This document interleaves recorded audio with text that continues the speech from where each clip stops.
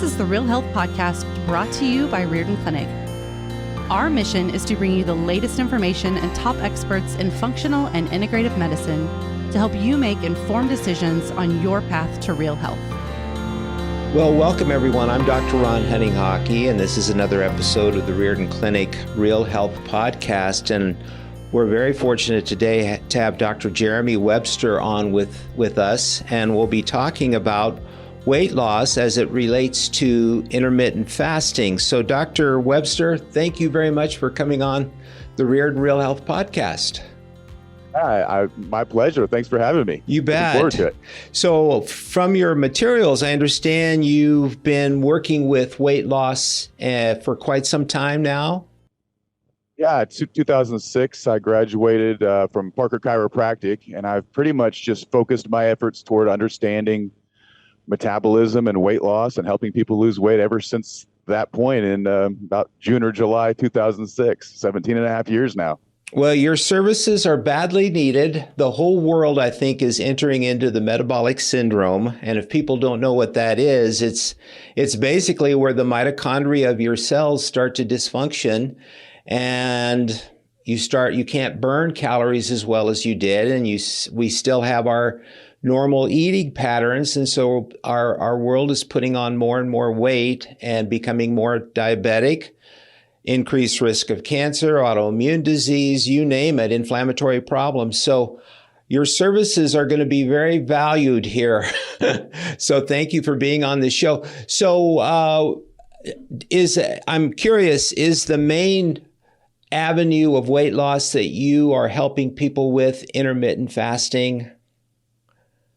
I use intermittent fasting just as a component of diet as a whole.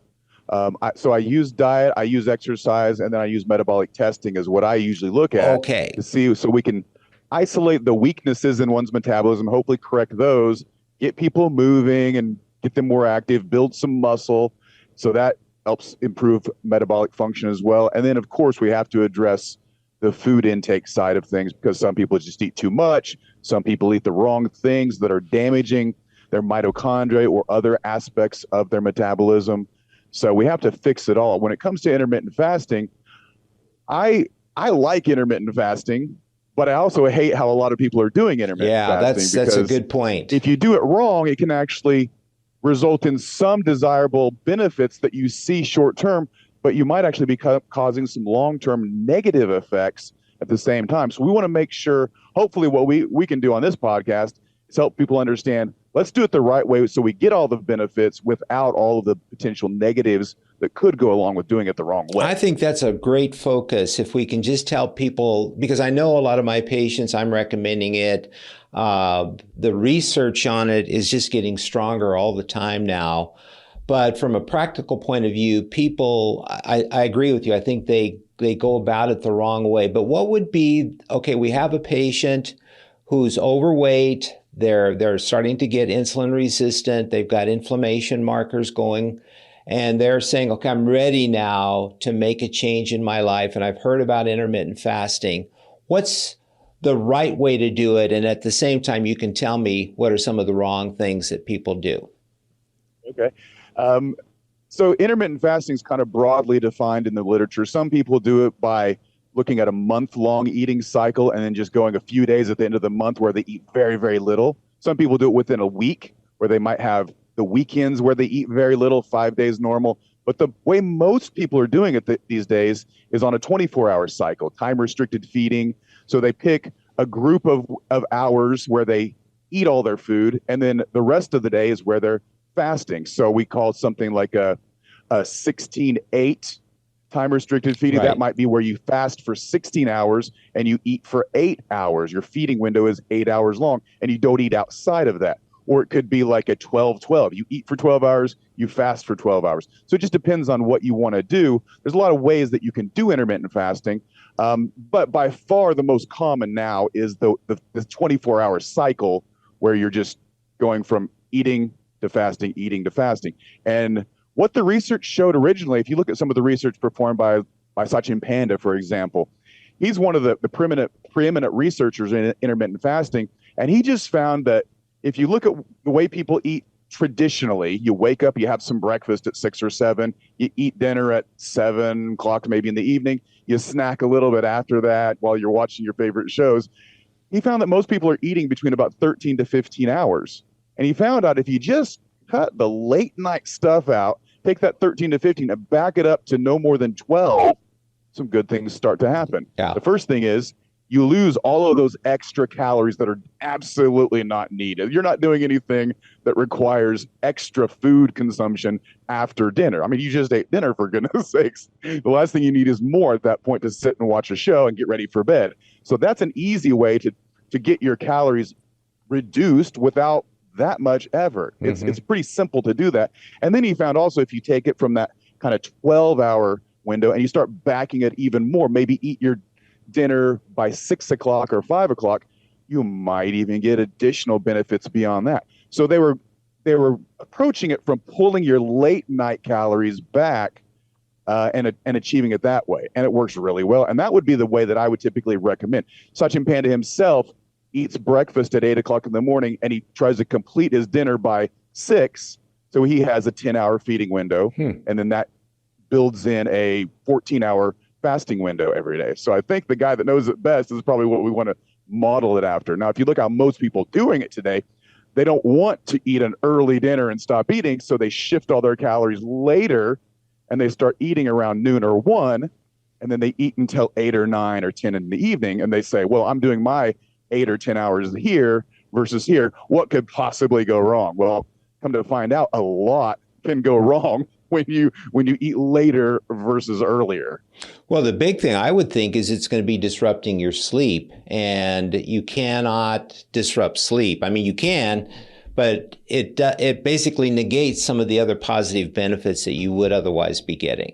I think you're exactly right. Those late night calories don't get digested well. So what we seem to have is this rhythm in our body that controls a lot of things. Our stress hormones are on a 24-hour rhythm. Our sleep cycles, our melatonin production that helps us relax and get to sleep, those are on a 24-hour cycle. And our digestion seems to also be linked to those light and dark cycles. And once it gets dark, your digestion pretty well starts to shut down. So if you're eating those later calories and you try to go to bed, you have a bunch of undigested food in your gut. You won't sleep as well, and you might wake up. Have you ever known anybody who wakes up and says, I kind of sort of feel like I have a little bit of a hangover and I didn't drink a drop of alcohol? Did you eat a lot of late night food?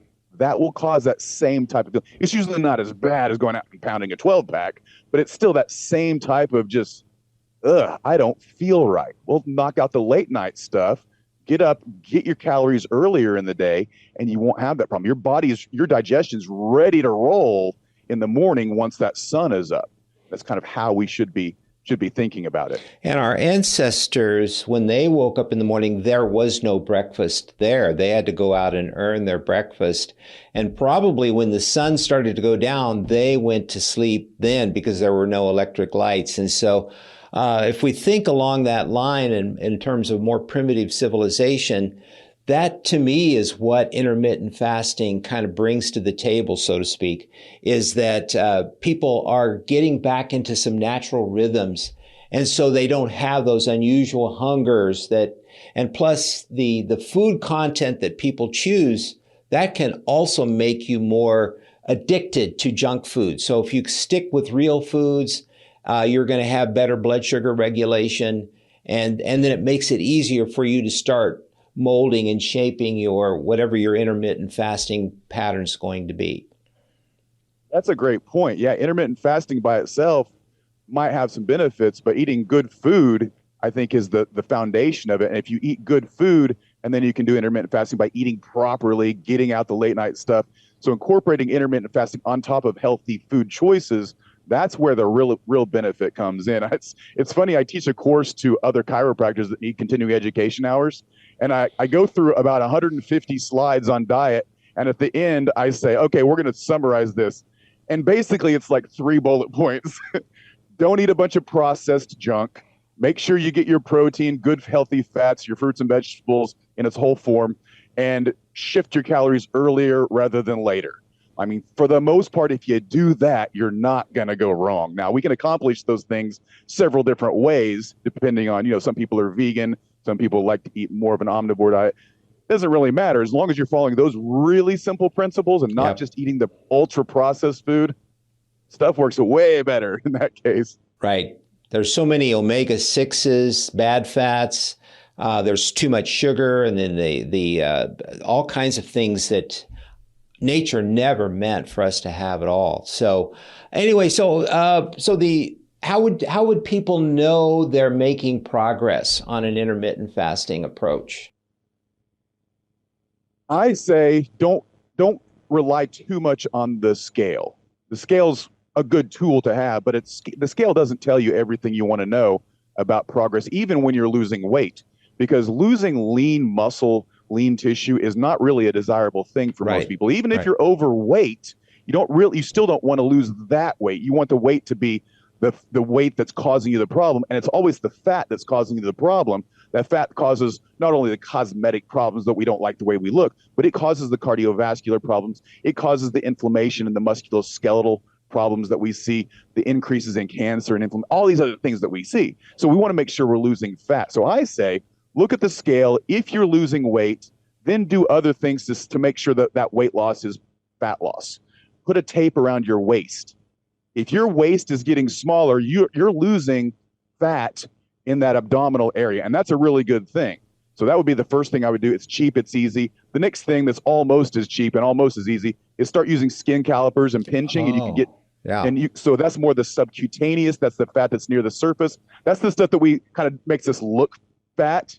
It's not as dangerous as this abdominal fat that we see, but those are two ways to get a good measure on this abdominal fat, which is called visceral fat, and then the subcutaneous fat. They're easy, they're cheap, and you can monitor and make sure if those numbers are going down while your weight is going down, then that means you're losing fat. So that's what we want to make sure we're doing at all time. If those numbers stall, but you're still losing weight, you're probably losing muscle. So that would not be a good thing.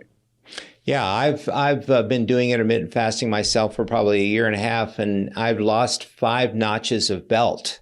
So that was just a real quick way for me to see that I was making progress, is that the pants was getting a little looser and the belt was more notches were required. And so also you can if you do have a doctor and you have a chance to look at your fasting insulin level I found to be almost the best way to really quickly assess how your metabolic syndrome is being cared for. Obviously, there are other laboratory tests like the CRP and the liver enzymes and whatnot. But I think a fasting insulin does about as much good to kind of, and if you start losing the weight, the fasting insulin level is going to come down. And I should say losing the fat. Yeah, that's one of those overlooked tests that a lot of people aren't looking at. And I usually tell people, look, a low insulin could be bad if you're just not able to make insulin. But if your blood sugar is under control and you have low insulin, that is a good thing. The lower the better, as long as your blood sugar is controlled. Right. Of course, the opposite would be like if you have diabetes and your insulin is low. That's a different story. That's a different story. But assuming your blood sugar is controlled, lower the better for that insulin, and that's great. That's a good, more of a metabolic way to assess that what you're doing is working. And here's an interesting thing, Dr. Ron. There was a study that looked at whether you take your calories off the breakfast or the dinner. So breakfast skippers versus dinner skippers, they were eating the same amount of food and same total calories. They found those that skipped breakfast actually had worse insulin and sugar levels compared to those who skipped dinner. So again, shifting food earlier in the day rather than later in the day has a better impact on metabolic health, insulin resistance, sugar metabolism, compared to eating all your calories, like at just lunch and dinner. How about the number of days per week? Like initially there was research in the 5-2 plan that if people did this really well for 2 days, just 2 days, they still got benefits. I know that you're going to do better if you get a habit going, and sometimes trying to schedule this isn't as good as regulating a daily habit. But what do you think about people if they would start out shooting for like you said, the weekend? Of course, a lot of people are wanting to kind of recreate on the weekends. And so, but probably even the first of the week, like Mondays and Tuesdays would be a good time to start as well. It's a good time. Yeah. Just see how you feel on a Monday and Tuesday. If you simply eat as early a dinner as possible, after that, no calories whatsoever, drink water the rest of the evening, see how you feel. You're going to probably notice that, hey, it's not that difficult. And you might notice that you sleep a little better. You wake up feeling more rested and refreshed. And then you might actually say, hey, this is something I might get the hang of, and start incorporating that as a long-term thing. But yeah, just try it a couple days a week. You'll get some benefit for sure. And it's really not a diet. I mean, I think people have gotten so antagonistic, and it's diet is a 4-letter word, and they're not interested in pursuing it. Whereas if you make this a lifestyle and you find that you're feeling better, that's the self-reinforcement of this. The better you feel, the more likely you are to stick with it. But a lot of people have to get over that hump. Any kind of hints in terms of helping people with that early stage of staying with it? Yeah, the early stage can be tricky. What I typically do with my patients as far as diet, I tell them I don't want to restrict you in the amount of food you eat. I would much rather you make a conscious shift toward eating healthier quality of food and eat as much of that as you feel like you need. Because this interesting thing happens when you eat better food. It goes back to the insulin that we were talking about. Insulin starts to stabilize when you eat healthier food. And when that happens, your brain starts responding to other hormones like leptin. Leptin is a hormone that tells you that you're full. When your brain responds better to that, all of a sudden, even though you're eating as much as you want, you start eating less because you start getting satisfied with less calories. So it's eat the quality, eat as much as you want. And I love psychologically what this does to the patient, because the patient doesn't feel like they're depriving themselves. They want to be able to eat to the point of being comfortable. And you can. It's just the comfort is achieved at a lower calorie input rather than a higher calorie. The worse you eat, the higher the calorie consumption. The better you eat, the lower the calorie consumption. And it happens naturally. And I think that's why we're in this epidemic of obesity, is because our food quality has changed. Right. And that by nature is driving the increase in consumption, which leads to the obesity. We're not trying to stuff ourselves more. We just happen to by accident. And then when people eat late and eat the wrong foods and they don't sleep well, then they're more stressed starting out the day. And so the more stressed you are, then you get into stress eating and carbohydrate overuse, and a number of things happen. So it's just a matter of kind of starting to change the direction of your life and to see that this is something that you can sustain. It's not a short-term thing. It's a long-term benefit. And I'm absolutely sold on it. And I just was reading, I don't know if you've seen this new book by this Dr. Mattson, The Intermittent Fasting Revolution, where he's basically saying we've got the science now. It's not some sort of kind of like fad thing. This is something that can actually help people restore themselves to normal weight, normal physiology, sense of well-being, better sleep, more energy, and get them off the medicines that they're taking, which really most of them don't really change their diabetes, their type 2 diabetes. It basically kind of helps control the blood sugar levels, but it doesn't help them really get healthier. And that's the name of the game, is to get healthy. I'm not familiar with that book particularly, but there's been a lot out there. I've looked at the research and I agree. The research is in. We know that there are solid benefits to this. It does help people. So yeah, give it a try. And it's easy if you do it that way. It's easy if you just eat what you need, then shut it down, see how you feel. You'll probably feel that it's okay. You're going to survive without the popcorn going in the mouth at 8 or 9 in the evening. It's really not that tough. Just drink plenty of water and you'll feel pretty comfortable. Some people kind of need that thing to do with their hands. You know, if they're watching their shows, they need to do something. Okay, well, just drink water. Get back to water. It works just as well. Yeah.